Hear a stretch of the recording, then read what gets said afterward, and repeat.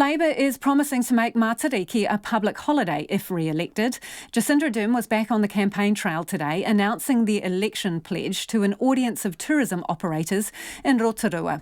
The Labour leader says the time has come for Matariki to be a holiday, and it will be a boost to nation building and the tourism sector.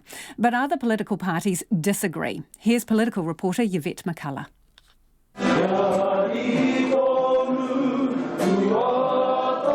Labour leader Jacinda Ardern receiving a warm welcome at Tamaki Māori village in Rotorua.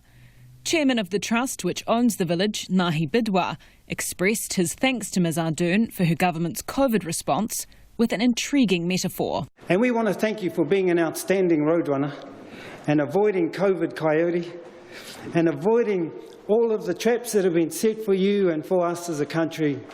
And the first thank you we wanted to say was thank you for keeping Rotorua and Te Arawa safe. He says X marks the spot for the extremely vulnerable tourism sector. We are honoured that you are here and your team, your MPs, because it sends a message it's okay to come back to Rotorua, because Rotorua is a safe place. Ms Ardern acknowledged that the tourism sector is bearing the brunt of COVID-19. Because the trade-off for the decision that we've made to keep Aotearoa safe has been a heavy burden on you. Matariki falls around June and July. Ms Ardern is hopeful that making it a public holiday will be a boost to domestic tourism and will help break up the long winter. She says Matariki will help with New Zealand's nation building and that this isn't just about vote grabbing. This is a moment that's time has come, and we said exactly the same thing about teaching New Zealand history in schools. There are things that we should be moving forward with as a nation that will only strengthen our identity. Ms Ardern says Labour would work with experts to work out exactly when the holiday would fall, and she says it wouldn't come into effect until 2022 to give businesses time to prepare. The Greens, who have already given their support to making Matariki a public holiday, are welcoming the policy. But National Leader Judith Collins says now isn't the time to be piling on more costs on small businesses. We're going to have an awful lot of holidays for people that they weren't looking for, and those are unfortunately a lot of job losses. So I just think, I just feel so sorry for what we're seeing in the country, and so sorry for families who are finding out that they can't afford to pay the bills.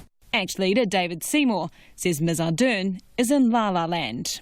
Anybody who thinks stopping people working will boost the economy is an economic illiterate, and small and medium enterprises can ill afford even more of this meddling.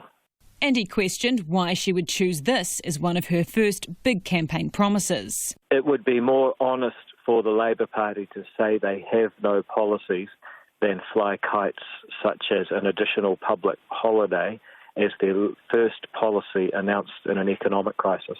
New Zealand First Leader Winston Peters was also unimpressed. Now's not the time, when we are in the throes of huge financial challenges, to start thinking about a holiday. I'm sorry, work is going to be our way out of it, working smarter and working more clever than we did in the past, but it's not leisure and holiday time. Ms Ardern says while she recognises there is a cost, she has weighed that up against the benefits. She believes this is the right thing to do and something that New Zealanders will support. In Rotorua for Checkpoint, Yvette McCullough.